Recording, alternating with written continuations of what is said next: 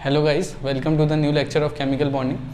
तो आज के लेक्चर में हम लोग कुछ ऐसे मॉलिक्यूल के स्ट्रक्चर देखेंगे जिसमें बॉन्ड पेयर और लोन पेयर दोनों होते हैं with the help of hybridization. ठीक है, जबकि पिछले लेक्चर में जो भी हमने हाइब्रिडाइजेशन से स्ट्रक्चर बनाए थे उनमें सिर्फ बॉन्ड पेयर थे। ठीक है जी, तो चलिए स्टार्ट करते हैं। वैसे मैंने पहले कुछ लिख दिया था और बीच में रिकॉर्डिंग ऑफ हो गई, पर दोबारा से स्टार्ट करता हूँ और जो लिखा है वो तो आपको डायरेक्ट समझा दूँ। देखिए कुछ एग्जाम्पल के थ्रू, जैसे सबसे पहला एग्जाम्पल हमने अमोनिया का लिया। अमोनिया में जो सेंट्रल एटम होता है that is what, nitrogen. Nitrogen का कन्फिग्रेशन लिखा है आपके सामने, क्योंकि एटॉमिक नंबर होता है 7, तो configuration is 1s2 2s2 2px1 2py1 and 2pz1। Right, तो होता क्या है कि इसमें एक s और 3p कंबाइन होके एक हाइब्रिड ऑर्बिटल बनाते हैं जो कि sp3 हाइब्रिडाइजेशन से बनता है। अब आपको sp3 हाइब्रिड ऑर्बिटल बनाना तो आता ही है, ऐसे ही बनता है देखो। लेकिन इस sp3 हाइब्रिड ऑर्बिटल में कितने, बताओ एक बात समझो, जितने भी ऑर्बिटल कंबाइन होते हैं उतने ही हाइब्रिड ऑर्बिटल बनते हैं। अब यहाँ एक s कंबाइन हुआ है, 3p कंबाइन हुआ है, तो कितने हुए, 4 ऑर्बिटल बने हैं। तो 4 मतलब 1 2 3 4 ऑर्बिटल बने। ठीक, अच्छा 4 ऑर्बिटल में से जो s वाला है वो तो पूरा फील्ड है, इसीलिए इसमें एक लोब जो होगा वो फील्ड है, मतलब इसमें 2 इलेक्ट्रॉन है, पेयर्ड है ये, जबकि बाकी सब में एक एक इलेक्ट्रॉन है जो कि ब्लैक से दिखाया हुआ है मैंने। ठीक है, राइट, सॉरी रेड से दिखाया हुआ है। ये एक एक इलेक्ट्रॉन किसका है, px का, py का, pz का। अब NH3 है तो 3 हाइड्रोजन है, 3 हाइड्रोजन ने क्या किया, इस एक एक इलेक्ट्रॉन के साथ बॉन्ड बना लिए, ब्लैक से दिखाया हुआ है, सो दैट इनके पास भी 2 इलेक्ट्रॉन पूरे हो गए और ये मॉलिक्यूल स्टेबल हो गया। ये जो फुली फिल्ड है, जो S वाला है, जो कि यहाँ पे पेयर्ड दिखाई दे रहा है, क्योंकि इसने बॉन्ड नहीं बनाया, ये ऑलरेडी पेयर्ड है, तो इसको अपन लोन पेयर बोलते हैं। ठीक, the angle between the bond pair of nitrogen and hydrogen is 107 degree. होना क्या चाहिए, क्योंकि sp3 हाइब्रिडाइजेशन है तो ज्योमेट्री होती है tetrahedral, angle should be 109 degree two 8 minute. ठीक, लेकिन यहाँ पर एंगल 107 डिग्री हो जाता है। Why, due to lone pair bond pair repulsion, there is a repulsion between the bond pair lone pair, जिस वजह से क्या होता है, एंगल 109 डिग्री टू 8 मिनट की बजाय सिकुड़ के कितना रह जाता है, 107 डिग्री। ये रिपल्शन के कारण क्या हो जाता है, ये एंगल ऐसे हो जाता है। ठीक, और ज्योमेट्री टेट्राहेड्रल है, लेकिन इसका शेप क्या होता है, ट्राइगोनल पिरामिडल शेप बदल जाता है। Right, and there are certain molecule which follows the same structure just like NH3, for example PCl3, NF3, H3O positive, इन सबके स्ट्रक्चर आप ट्राई कर सकते हैं, सेम ऐसे ही बनेगा जैसे ये बना हुआ है। ठीक, चलिए आप एक और एग्जांपल देते हैं वाटर का। Water has a configuration, water has a atomic number actually 8 and has the configuration 1s2 2s2 2px2 2py1 and 2pz1। Right, so in this 1s and 3p will get hybridised.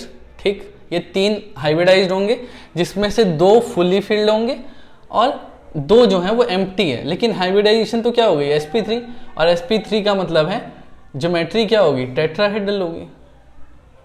This is the geometry, tetrahedral. तो देखो tetrahedral geometry कैसे बनती है, बना तो दिया आपने। Right, ऐसे थोड़ा देखना। अब इसमें आपके पास 2 ऑर्बिटल क्या है, फुली फील्ड है, तो एक यहाँ भर देता हूँ मैं और एक यहाँ रख देता हूँ, ये फुली फील्ड है। और बाकी 2 ऑर्बिटल के पास क्या है, एक इलेक्ट्रॉन है, ऐसे करके। ठीक, तो 2 हाइड्रोजन मॉलिक्यूल है जिसने ऑक्सीजन के साथ बॉन्ड में है, तो मान लो यहाँ एक हाइड्रोजन है जिसने इस इलेक्ट्रॉन के साथ शेयर किया, और यहाँ दूसरा हाइड्रोजन है जिसने इस इलेक्ट्रॉन के साथ शेयर किया, सो दैट ये भी जो है वो कंप्लीट हो गए, पेयर्ड हो गए और स्टेबल हो गया मॉलिक्यूल। और इसके पास सेंट्रल एटम के पास कितने हो गए, 8 इलेक्ट्रॉन्स हो गए।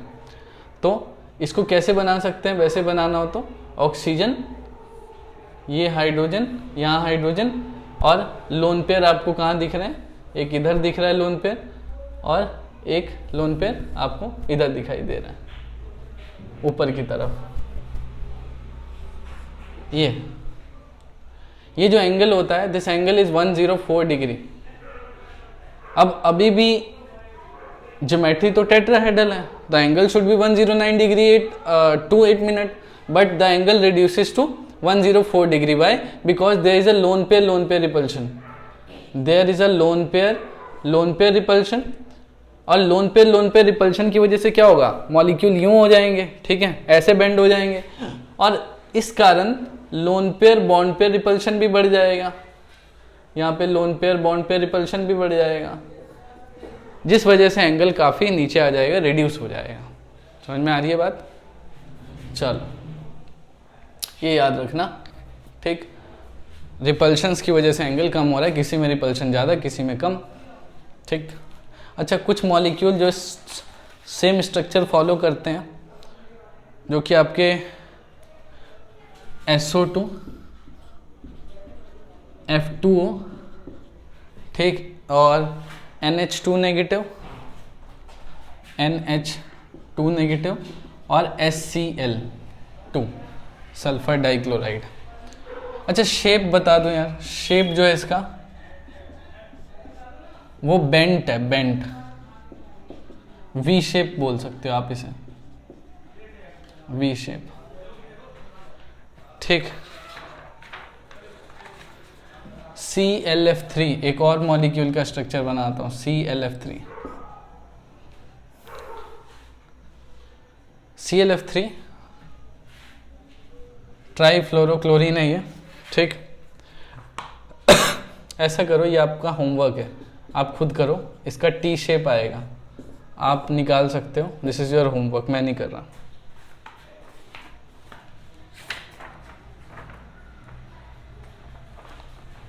ठीक, आप खुद देखिए क्या आएगा।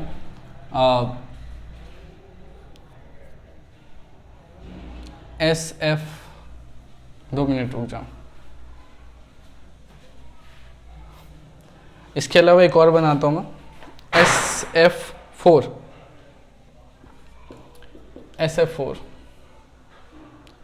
SF4 जो है उसका ज्योमेट्री तो आएगा ट्रायंगल पिरामिडल, ठीक है, इसकी ज्योमेट्री आएगी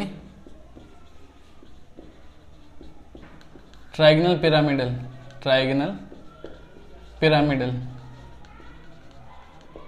मतलब sp3d हाइब्रिडाइजेशन आएगी। और जो शेप आएगा, the shape is distorted tetrahedron. सबसे बढ़िया बोल दो सीसॉ आपको याद आ जाएगा, हमने पहले भी बनाया हुआ है जब शेप बना रहे थे शुरुआत के लेक्चर्स में, सीसॉ, ठीक है।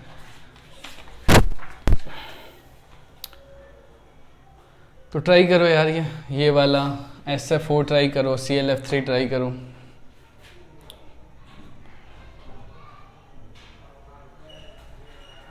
ठीक है, चलो आगे बढ़ते हैं अब।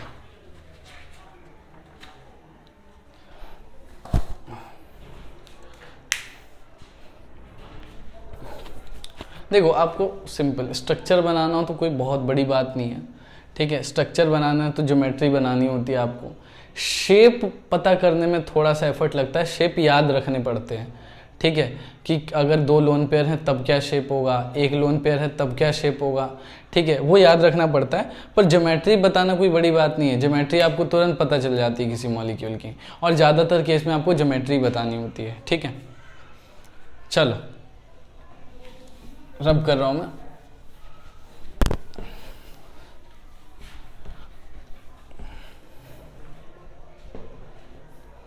ठीक,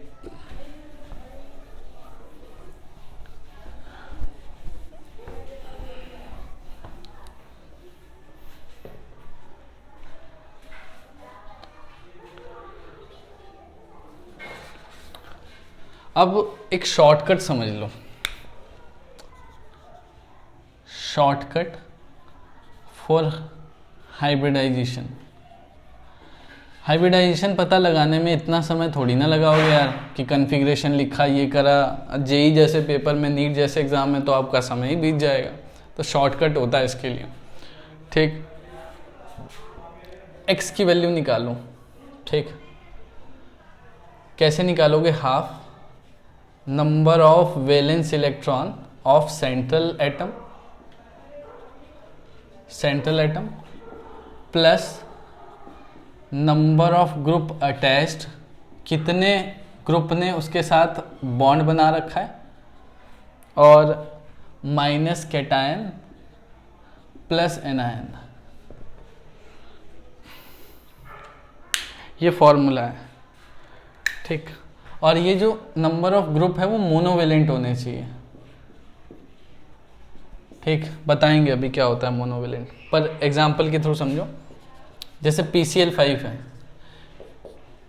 अच्छा 2 मिनट रुकना, 2 मिनट रुक जाओ।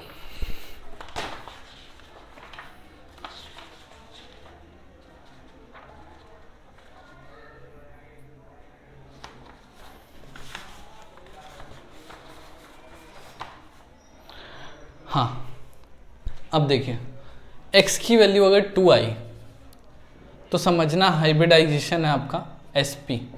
अगर x की वैल्यू 3 आई तो हाइब्रिडाइजेशन sp2। अगर x की वैल्यू 4 आई तो हाइब्रिडाइजेशन sp3। x की वैल्यू 5 आई तो हाइब्रिडाइजेशन sp3d, और 6 आई तो sp3d3, और ऐसे d2 ये चलता है। इससे ज़्यादा वाले क्वेश्चन नहीं आएंगे तो फिर आगे प्रोसीड कर लेना, ठीक। अच्छा मान लीजिए मैं एग्जांपल लेता हूँ PCl3 का, ठीक। PCl3 मैंने x की वैल्यू निकाली, half number of valence electron central atom में, फॉस्फोरस होता है, नाइट्रोजन सीरीज का है तो कितने होंगे 5 होंगे, plus number of group attach, कितने ग्रुप अटैच है 3, माइनस कैटायन, कैटायन कोई पॉजिटिव चार्ज कोई नेगेटिव चार्ज तो है नहीं, तो इसीलिए ये कैटायन मतलब पॉजिटिव चार्ज होता है, एनायन मतलब A मतलब नेगेटिव चार्ज, एनायन को रिप्रेजेंट कर रहा हूँ मैं, तो कोई पॉजिटिव कोई नेगेटिव नहीं है, ठीक। तो इसीलिए 8 डिवाइडेड बाय 2 4 आ गया, x की वैल्यू 4 आई, कौन सा हाइब्रिडाइजेशन sp3, तो हाइब्रिडाइजेशन क्या आ गया sp3। और sp3 तो आपको बनाना आता ही है हाइब्रिडाइजेशन, ठीक। ये बना दिया, और इसमें 3 ही क्लोरीन लगे, 3 क्लोरीन लगे तो कैसे लगाओगे, ये क्लोरीन ये क्लोरीन इधर क्लोरीन, और क्लोरीन मैं इसलिए डंबल बना रहा हूँ क्योंकि क्लोरीन का लास्ट इलेक्ट्रॉन कहाँ पर आता है,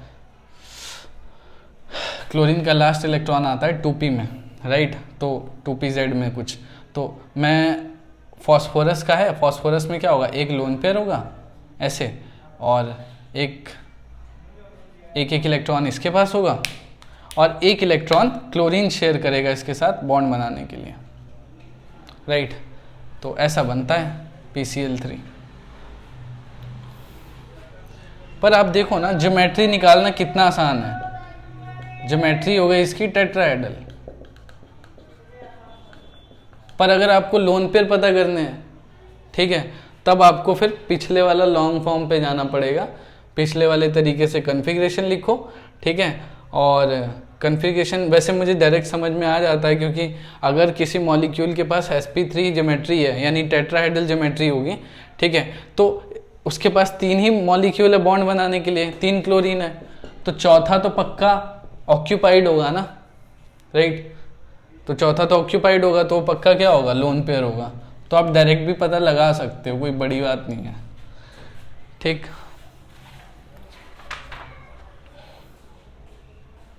कोई भी मॉलिक्यूल ले लो, एग्जाम्पल के तौर पे मैं ले लेता हूँ NH4 positive, NH4 positive, x की वैल्यू निकालिए हाफ, नाइट्रोजन, अब नाइट्रोजन के पास कितना 5 इलेक्ट्रॉन, प्लस कितने मोनोवेलेंट एटम है 4, ठीक। और कितना माइनस कैटायन, कैटायन मतलब पॉजिटिव चार्ज तो है, नेगेटिव चार्ज कुछ भी नहीं है, तो ठीक है, half 5 + 4 8, sorry 9 9 - 1 8 divided by 2 is 4, again x4, यानी हाइब्रिडाइजेशन क्या हो गई sp3 हाइब्रिडाइजेशन। और स्ट्रक्चर बनाना हो तो आप ऐसा ही बनेगा, बस उसमें लोन पेयर नहीं होंगे, क्यों, क्योंकि अब आपके पास 4 के 4 हाइड्रोजन हैं बॉन्ड बनाने के लिए, तो there is no lone pair NH4 positive में, ठीक। समझ में आ रहा है, ऐसे करना है, पर मतलब ज्योमेट्री निकालना बेहद ही आसान है।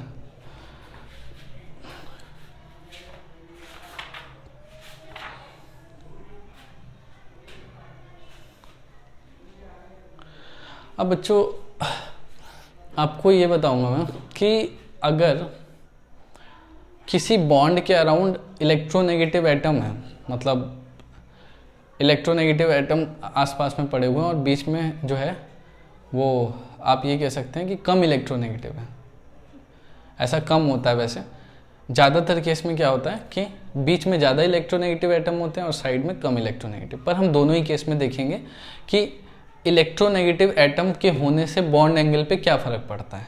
ठीक है, चलो इसे नोट कर लो, टेक अ स्क्रीनशॉट फटाफट। ठीक है,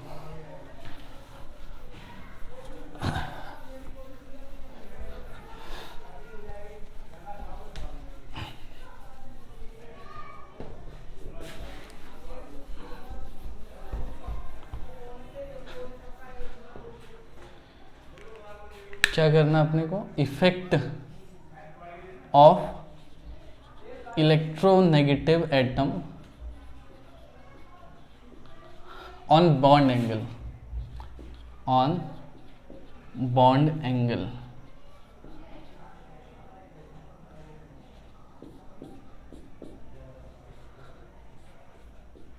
बॉन्ड एंगल पे किसी इलेक्ट्रोनेगेटिव एटम का क्या फर्क पड़ता है। चलिए कुछ एग्जाम्पल के थ्रू समझाता हूँ। जैसे हम कंपेयर करते हैं H2O और SH2 का स्ट्रक्चर, दोनों का शेप सेम होगा, बेंट। ठीक है, अब मैं निकाल नहीं रहा हूँ सबका शेप, वो आपको समझ में आ गया कैसे निकालना है। इसमें भी लोन पेयर होगा, सेम शेप है तो फिर सेम ही बनेगा, लोन पेयर भी सेम होंगे। आप जानते हैं ऑक्सीजन क्या है, इलेक्ट्रोनेगेटिव है। सल्फर के कंपेयर में सल्फर लेस इलेक्ट्रोनेगेटिव है।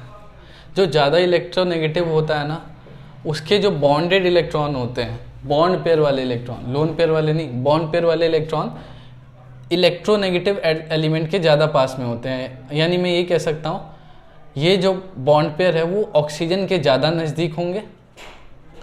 ठीक है, एज कम्पेयर टू हाइड्रोजन, क्योंकि ऑक्सीजन इलेक्ट्रोनेगेटिव है तो वो इलेक्ट्रॉन्स को खींचता है अपनी तरफ, बॉन्ड पेयर के इलेक्ट्रॉन को अपनी तरफ खींचता है। जबकि सल्फर जो है वो बहुत ज़्यादा इंटरेस्टेड नहीं है इलेक्ट्रॉन को खींचने में। क्यों? क्योंकि उसका साइज़ बड़ा है और ज़्यादा इलेक्ट्रोनेगेटिव नहीं है, तो इसीलिए उसके लोन पेयर जो है, सॉरी उसके बॉन्ड पेयर वाले इलेक्ट्रॉन सेंटर में रहेंगे।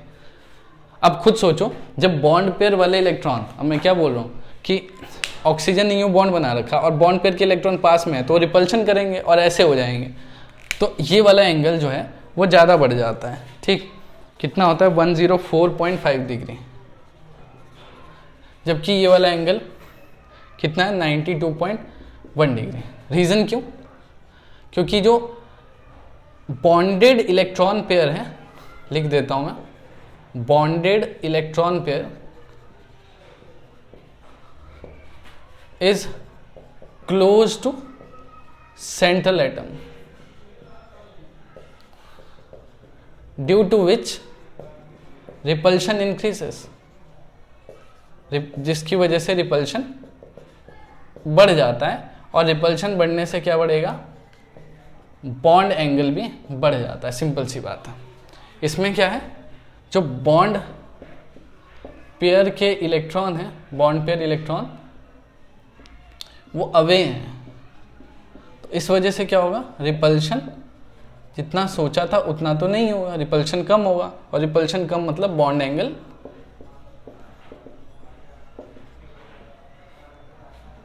क्या बोल रहा हूँ मैं, हाँ, बॉन्ड एंगल भी कम होगा। ठीक, तो इसीलिए एक, अगर मैं कंपेयर करूँ NH3, nitrogen, phosphorus, arsenic, same group की बात कर रहा हूँ, और बिस्मथ, इन सब के शेप तो सेम ही होंगे क्योंकि सेम ग्रुप का मेंबर है, पर एंगल्स में फ़र्क होगा। इसका एंगल सबसे ज़्यादा, इसका उससे कम, फिर इसका इससे कम। जैसे जैसे क्या होगा, साइज़ बढ़ेगा, वैसे वैसे इलेक्ट्रोनेगेटिविटी घटती है। ठीक, तो मैं क्या कह सकता हूँ, सबसे ज़्यादा इलेक्ट्रोनेगेटिव कौन है, नाइट्रोजन। तो इसीलिए सबसे ज़्यादा बॉन्ड एंगल किसमें होगा, रिपल्शन भी सबसे ज़्यादा इसी में होगी, और इसीलिए बॉन्ड एंगल भी सबसे ज़्यादा इसी में होगा। कितना होता है बाय डेटा, इसमें होता है 107 डिग्री, पता ही चल गया आपको, 7.5 ऑलमोस्ट। इसमें होता है आपका 93.4 डिग्री, इसमें 91.5 डिग्री और ये 91.2 डिग्री। रीज़न समझ में आया होगा, जितना छोटा साइज होगा उतना पास में इलेक्ट्रॉन होंगे बॉन्डेड पेयर के, उतना ज़्यादा रिपल्शन होगी, उतना ज़्यादा एंगल बनेगा बॉन्ड पेयर के बीच में, राइट। सिमिलरली एक एग्जांपल और देता हूँ PF5 का, 2 मिनट रुको।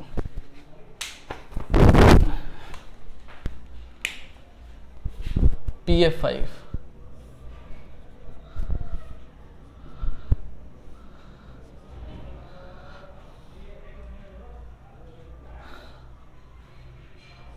ये PF5, ठीक। PF3 का देते हैं, 2 मिनट रुक जाओ। हाँ, this is the example of PF3। अब इसमें क्या है, सेंट्रल मेटल इलेक्ट्रोनेगेटिव कम है, ठीक है। ये वाला लेस इलेक्ट्रोनेगेटिव है और फ्लोरीन क्या है, मोर इलेक्ट्रोनेगेटिव है। तो इसका मतलब ये जो बॉन्ड पेयर वाले इलेक्ट्रॉन हैं वो किसकी तरफ ज़्यादा होंगे, फ्लोरीन की तरफ, यहाँ away from the central metal atom, right. ये देखो, तो this bonded electron, bond pair electron is more towards the fluorine and less towards phosphorus, it is away from the phosphorus, right. तो क्योंकि ये ज़्यादा इलेक्ट्रोनेगेटिव है तो ये इलेक्ट्रॉन्स को खींच लेगा बॉन्ड पेयर के, जिस वजह से बॉन्ड पेयर के इलेक्ट्रॉन के बीच में काफ़ी डिस्टेंस हो जाएगा, ठीक। तो इसीलिए अगर साइड वाले, अब ज़्यादा डिस्टेंस हो जाएगा तो रिपल्शन नहीं होगी, रिपल्शन नहीं होगी तो क्या होगा, बॉन्ड एंगल कम हो जाएगा। तो मैं बोल रहा हूँ क्या इसमें कि अगर सराउंडिंग एटम मतलब फ्लोरीन है या ज़्यादा इलेक्ट्रोनेगेटिव है, मोर इलेक्ट्रोनेगेटिव, इसका मतलब क्या है, लेस रिपल्शन होगा।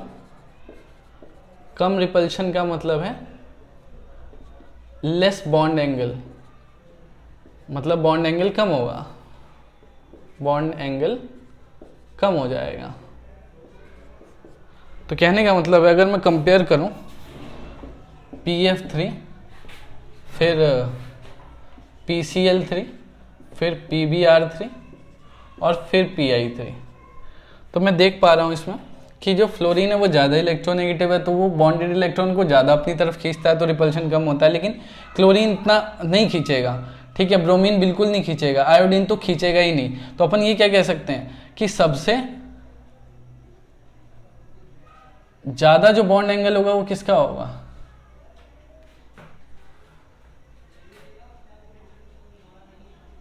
इसका। क्यों, क्योंकि I3 में क्या होगा, इलेक्ट्रॉन्स नहीं खींचेगा, वो अपनी तरफ नहीं खींचेगा, तो क्या होगा, सेंटर में होंगे, सेंटर में होगा तो एटलीस्ट थोड़ा तो रिपल्शन होगा, ठीक है। लेकिन फ्लोरीन के केस में तो बिल्कुल ही एंड पे आ रखा है, ठीक है, एकदम एज पे, तो एज पे कहाँ ही रिपल्शन होगी, ठीक। तो इसीलिए सबसे ज़्यादा एंगल इसका होता है 102 degree, 101 degree, 101.5 degree, this is 100 degree almost, this is 97 degree. तो ठीक है बच्चों, समझ में आया होगा आप लोगों को मैं क्या बोल रहा हूँ, कि दोबारा से समझ लो, वर्ड्स में बताता हूँ कि अगर सेंट्रल मेटल एटम ज़्यादा इलेक्ट्रोनेगेटिव है तो बॉन्ड पेयर के इलेक्ट्रॉन पास में आ जाएंगे, जिस वजह से रिपल्शन होगी बॉन्ड पेयर के बीच में एंड एंगल इंक्रीजेस, ठीक। तो इसीलिए अगर सेंट्रल मेटल एटम जितना इलेक्ट्रोनेगेटिव है उतना रिपल्शन ज़्यादा होगा, उतना बॉन्ड एंगल बढ़ जाएगा। लेकिन अगर सराउंडिंग एटम ज़्यादा इलेक्ट्रोनेगेटिव है as compare to central atom, तब के केस में जो भी सराउंडिंग एटम है वो इलेक्ट्रॉन को अपनी तरफ खींच लेगा। तो जब अपनी तरफ खींचेगा तो इलेक्ट्रॉन एकदम एज पे आ जाएंगे, तो रिपल्शन कम हो जाएगी, ठीक है। रिपल्शन कम हुई तो आप क्या कह सकते हैं, बॉन्ड एंगल आपका क्या हो जाएगा,